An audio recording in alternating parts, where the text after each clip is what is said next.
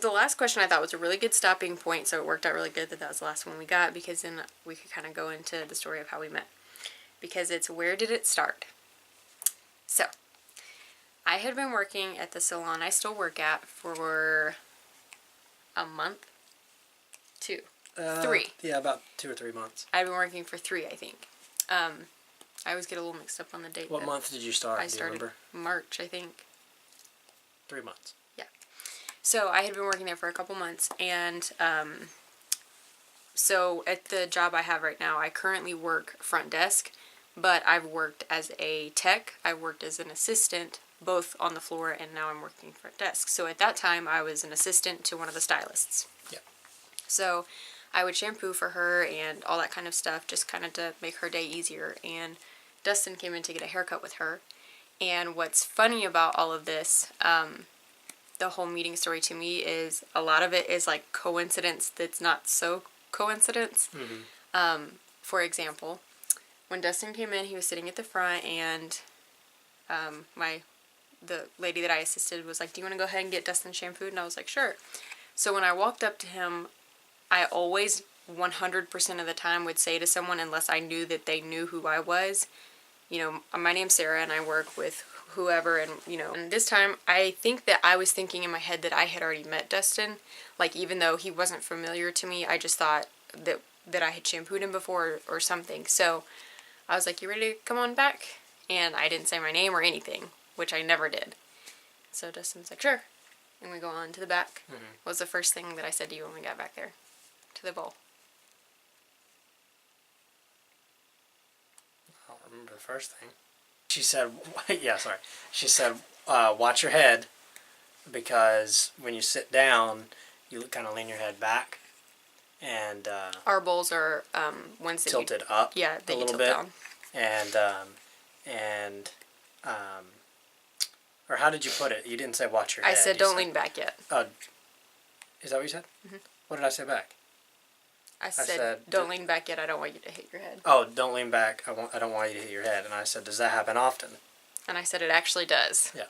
From my perspective, what was happening was this. I don't know what he was thinking, but I feel like in the career that I have, where you meet tons of people all the time, all day, every day, I didn't think of anything like flirtatious going on, which made me very comfortable, because it was just like having a conversation, because I feel like it's inappropriate to assume that someone is single or interested in you in that profession, because then you're going to have to keep seeing them, and like, Yeah. I don't know why you would choose to make that an awkward situation. So for me, it wasn't even an option that like something was happening. I was just like shampooing and conversation. So we talked about a good bit of stuff actually in that time. Yeah, she told me about sculpting and what she had sculpted before. Yeah. I don't know if y'all know, she's a sculptor. And then we talked about art and school and stuff. And just briefly, Dustin said something about working with the kids at church, and I was like, noted. Mm-hmm. And then that's about it. That's about it. And then I got my hair cut, and she stood behind me the whole time. Which part of the apprenticeship program that we worked there, you not only like helped your stylist, but you were with them when they did color, when they did cuts, when they styled or anything, so that you could learn kind of their style. So I watched all of her haircuts, and I was just standing there, and I would look in the mirror and be like, and what were you thinking? That's not what you think.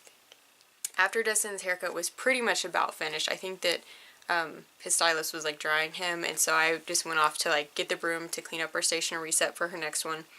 And I think that you had already paid and you came back over there, or you had just stood up. No, I went and paid. So he went and he paid. I was sweeping, and he came back up and he said, "Your name was Sierra," which was funny because I never did say my name.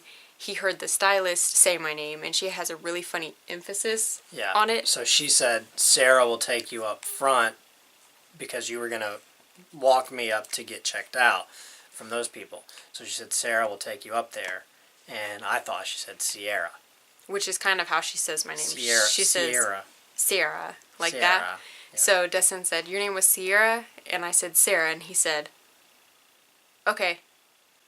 And then left. And I was like, Okay, so again, I am not in that mindset of like anything's happening, so I just keep on. Well, I said more than just your name is Sarah. I said your name is Sierra, and you said Sarah, and I said, oh, okay, good. Well, it was nice to meet you. It wasn't just like I said, and your name was. Bye. So I keep on sweeping, and then the stylist that I was working with came up and she said, "Do you think that Dustin likes you?" And I was like, "No." Like I was even appalled that she would ask that because that was so far a thought that I didn't even have. I was like, "No." And she was like, "Yeah, I'm pretty sure he does." I was like, "No." Because I'm bad at flirting. So, not because you were bad, just because I didn't think, like, I don't know, maybe he was married. It's not my place to assume you were doing anything. So, the best part of the story was what happened next, which Dustin has to take over on that day. What happened? So, I decided that the best thing for me to do was to go back and see her. So, I just happened to need shampoo at that time, and I'd just been buying shampoo from like the dollar store and or from Kroger or wherever, and so I called and I was like, "Hello." Wait. So he called, but this is the other thing that is not a coincidence. Yeah. So at the time, I had never worked the front desk. I didn't know how to do anything at the front desk. There was a girl that worked the front desk named Sarah at the time.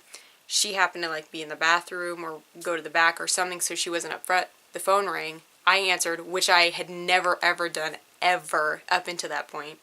And so when she answered, she said, "This is Sarah," and I said, "I think you shampooed me yesterday." And she said, "Yes." And I said, "Well, I'm coming in for shampoo." Currently in my head, I'm thinking, what did I do so wrong that this guy literally had to call back to complain about? Right. And so I said, "Well, I'm coming back in to buy shampoo, and I will be in tomorrow to get it. In the meantime, why don't you let me take you on a date?" He said, "I really enjoyed our conversation and we didn't get to finish it." Yeah. And maybe we could go finish it sometime. Maybe we could finish it sometime. And then she didn't say And then anything for a couple of seconds. And so I said, "You can think about it and let me know tomorrow when I come in for shampoo." And so the next day, I came in. But that was so crazy because if the other Sarah had answered, I would have asked out the wrong girl and I would never have known. I went in the next day, got the shampoo. Sarah helped me pick it out. We looked at different flavors. And not only did we look at different ones, I swear we looked at every shampoo that we carried. And I kept waiting for Dustin to like start a conversation or to say something. And when he didn't, I was like, maybe he changed his mind or something is awkward now or something. So here's your shampoo. No, it was that I wanted. So the where we were looking was right next to where the boss cuts hair. I didn't want to, who I worked with. Yeah, and I didn't want to like do it in front of her and be like get Sarah in trouble, who had just started working there. And so anyway, long story short, I was just like, okay, so yeah, shampoo, great, thanks. And then she said, okay, cool. Well, you can get checked out up there. And so I went up there to pay. And almost ran.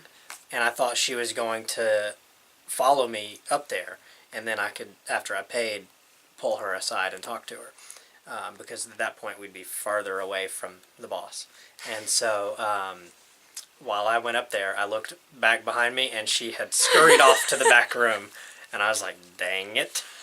And so I could see her in the break room, like just walking around, and I'm like, what are you doing? So I paid for my shampoo and very awkwardly stood in the waiting room for a very long time. So I saw that he was standing up there. I'm like in the middle of fixing my lunch and everything, and I sit down and now he's not up there anymore. And I had just asked one of the girls I work with, I was like, do I go back up there? She's like, yeah, I guess if he's still up there. By the time I sit my lunch down, he's not up there anymore. Right. But I waited a while. Yeah. But then you went out to your car. But then I went out to my car and thought, like, all right, I got to go back in there. So I went back in there, and she still didn't come out to the front, so I left. And I didn't know he came in the second time. And then when I left, I decided that I would call the front desk, and maybe Sarah would answer. Because I didn't know that she didn't answer front desk calls. So, because she did. I answered yours. Yeah, so I called back, and it was somebody else. I don't remember who. It was Ben, who worked there for like a month. And I said, hello, this is Dustin. Is Sarah there? And he said, no, well, she is, but she's in the back or whatever. Can I take a message? And so I said, yes, my phone number is, and I left him my phone number, and then... And I still have the piece of paper that has his number, and Ben drew a heart on it to pick on me And then Sarah texted me that night. that night. She told me she had a boyfriend. That's not what I said. No, it's not. Don't be mean. No. I was terrified. I was like, I don't want I to date you. I don't want to date anybody. I don't ever want to date again. I have know. to talk to people, and I don't like She talking to was, people. she was very, very smart about it. And, like, if I had a daughter, I would tell her to handle it the exact same way. So, like, a person that she doesn't know is like, why don't you let me know? Text me, call me. And so what Sarah did was we talked for a little while, and I asked her if she was seeing anybody. And she said that she had somebody that she was talking to. And then I was like, that's cool. We're buddies. We're buddies. We're friends.